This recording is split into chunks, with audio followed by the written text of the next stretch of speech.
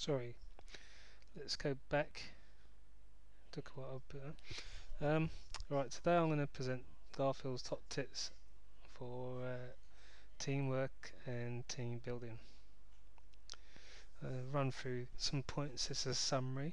We talked about style. You need style for good teamwork, good presentation, goals, clarity, decision making, communication, good communication skills, build trust, personal issues, empowerment, feedback. You need to review constantly, get buy-in for your ideas, give and take, and give due credit, and seek mentors. Right, first of all, style. We all know David Brent. You know, he's a bit of a caricature, but you do need a bit of style when you're working in as a team and being a team leader.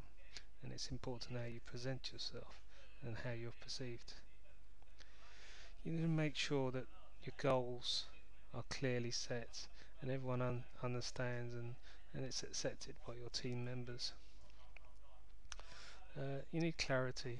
You know, without clarity, there's confusion, and it can lead to problems. Decision making. Decision making is not just by one person. It is ultimately by one person in many cases, but everyone has to take part in that decision. Good communication skills. Make sure there's no blocks to your communication with your team. Some people like to have blocks with the team members, only deal with certain members of their team. But I think for your team to feel empowered, you should have clear lines of communication. You need to build trust with your members, with your team members and your colleagues, and support each other. Then you should expect the same. Personal issues which could destroy a team. You need to make sure that you're aware of any personal issues and that they get resolved. You don't want to leave them hanging there and having to resolve them later on when it's too late. You need to empower your team members. Make sure that they feel like they have a say in the team and that they can voice their opinions. Um, Feedback is so important. Giving positive feedback even more important. Um, Negative feedback will lead to negative reactions. Um, Review your position constantly, daily.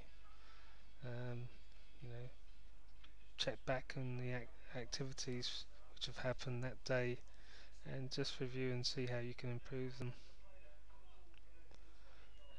Get buy-in from your team members. Without buy-in, you won't have any cooperation,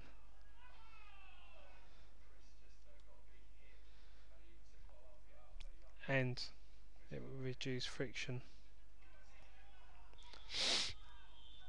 Give and take credit. Well, sorry, give credit and take credit. If you've done well, or your team members have done well, give them credit. If you've done well, give yourself a pat on the back. And seek mentors, people with an understanding of how a company may run, or you could even be a mentor yourself for other people. And as Yoda said, it's do or do not. There is no try. And there we go. Two great leaders.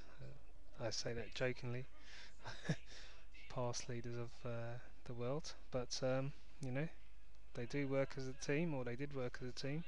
May not have had a great result, but they were team players. Thanks very much. That's the end of my quick presentation.